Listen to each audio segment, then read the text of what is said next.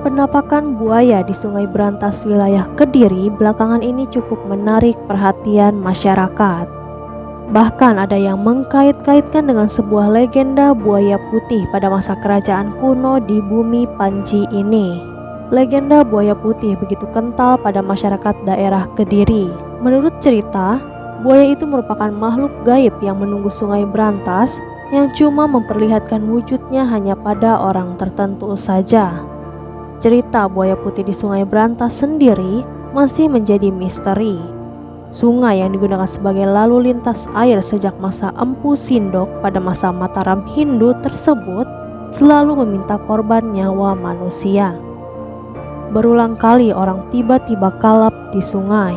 Cerita tentang penunggu buaya putih ini juga banyak diceritakan di catatan Belanda ketika awal-awal pembangunan proyek jembatan lama Kediri sekitar tahun 1836 sampai 1876. Dalam catatan Belanda memang disebutkan bahwa ada buaya putih penunggu jembatan yang dibangun oleh kolonial Belanda, kata Imam Mubarok Muslim, pegiat budaya Kediri. Buaya itu sebenarnya secara alami memang tergolong sebagai makhluk hidup yang lumayan dikeramatkan, terkhusus dari seekor buaya putih. Buaya putih terkenal bukan hanya sebagai salah satu jenis reptil berukuran raksasa yang habitatnya berada di sungai saja, tetapi tak sedikit dari mereka yang menyebut buaya putih berwujudan seorang siluman. Legenda buaya putih di Sungai Brantas Kediri dipercaya berada di sekitar jembatan lama Kediri.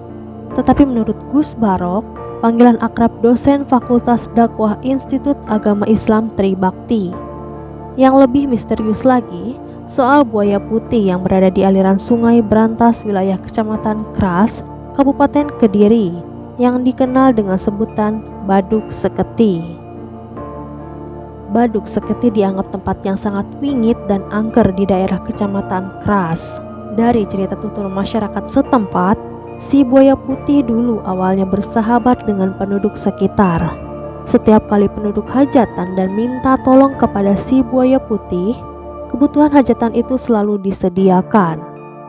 Kebutuhan yang disediakan itu antara lain peralatan dapur seperti piring, sendok, dan peralatan pecah belah lainnya. Cerita kerjasama antara penghuni Sungai Brantas dengan masyarakat itu terjadi hingga sekitar tahun 1970-an. Karena keserakahan, penduduk yang sengaja menyembunyikan peralatan yang dipinjam tersebut, berakhir pula lah hubungan antara si buaya putih dengan warga sekitar. Beber Gus Mubarok yang sempat mewawancarai Abdul Holik, salah seorang warga desa Seketi. Benar atau tidaknya tentang buaya putih itu, yang jelas cerita itu masih lestari. Masyarakat banyak yang tidak berani macam-macam dengan Sungai Brantas karena takut terkena musibah. Tetapi ada juga yang tidak percaya dan menganggap sebagai mitos belaka.